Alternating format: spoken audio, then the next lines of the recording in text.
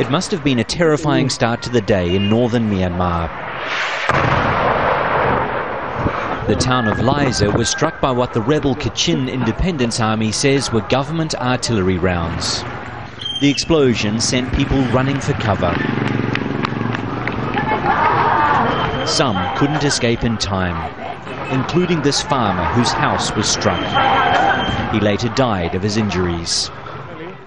The artillery fire followed a series of airstrikes in recent weeks carried out by the Myanmar military against Kachin positions. The fear among some was that government troops would launch an attempt to seize Liza from the rebels who were fighting for greater autonomy. The government denied that, but after Monday's artillery fire, the people of Liza will take some convincing.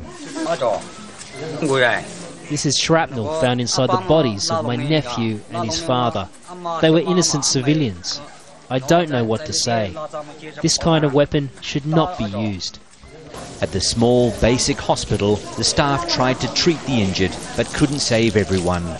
Some of those injured by shrapnel were too young to know or understand what had just happened. Wayne Hay, Al Jazeera, Bangkok.